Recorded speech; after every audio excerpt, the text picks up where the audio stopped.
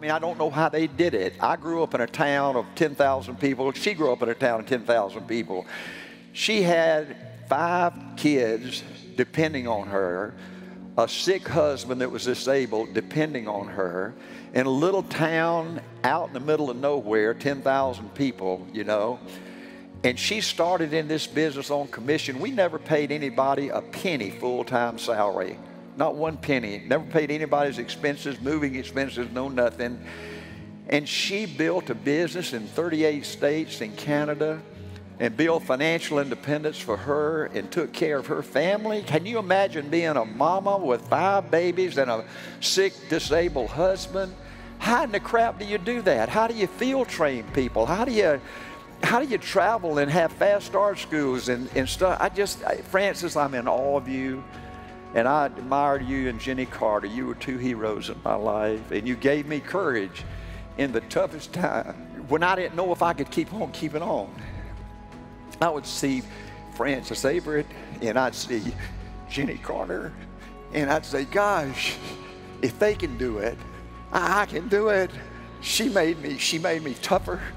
She made me better. I love you. Yeah, leadership really is everything.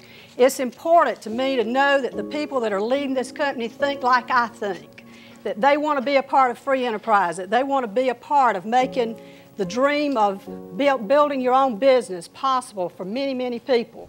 In the early days of the company, the things that we were hearing, I mean, we lived in a time in the 80s when things were changing rather rapidly. I lived in a very small rural area. I lived in a town that was 10,000 population approximately. And my parents always told me that, you know, there's not an obstacle big enough that you can't get over if you have the faith and you're willing to work hard. And, you know, it may be hard, but it's doable. I had heard the bad things from doctors in a hospital a few months prior to hearing about this company, that my husband was headed for 5 or 6, 7 years of very serious health challenges that were going to get worse.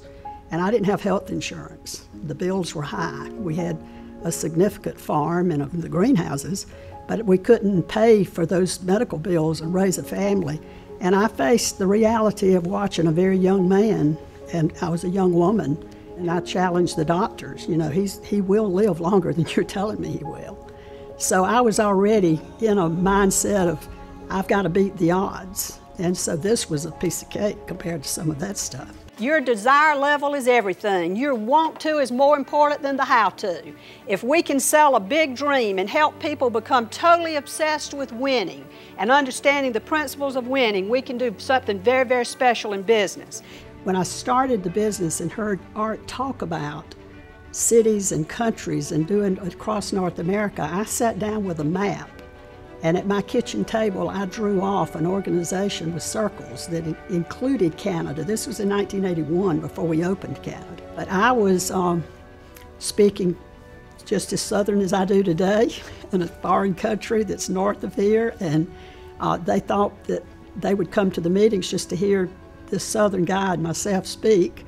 We looked across the border at Canada, and we saw that those families were getting screwed with Trash Value Life Insurance, and they needed A.L. Williams. So we visited with the regulators for a year. We visited with the politicians in Canada for a year. And I'm telling you right now, you Canadians, those assholes up there ain't no better than the assholes in the United States. We had times when we didn't get our paychecks, or I remember one time I had built a big team when I started in Canada, and we were earning money from downlines. If we built an RVP, we would get a commission. Well, we didn't have commissions for several months. After I built my first RVP in Canada, they cut out the first generation overrides. So the challenging parts of it, I recall the things that were happening, but I don't remember it ever being anything that would cause me to want to quit. It made me want to fight harder. My whole family is involved. My son runs my business. My daughter works with me. My children at home understand my schedule and what I'm doing, and so it really is a family career. I still work in my business. I can't stop. I'm working with my young children, my younger children, to build their companies within a company. I think that's one of the greatest rewards of being here, is being able to watch your own people achieve success and to go out and sell a dream to people and then to watch them actually achieve those dreams. The main thing that holds people back, in my opinion, is their belief. They don't have a strong belief in themselves. And if you can't believe in yourself, how are you going to believe in somebody else? They can't buy into something. They don't do the research. They allow other people to make 2 or 3 comments that will throw them off. You know, that's just an easy path, and most people take the easy path. I think that's what holds people back, is lack of belief. I know you'll be scared to death when you start. I was, but you've got to go out there and try. See, nobody can do it for you. You got to do it for yourself.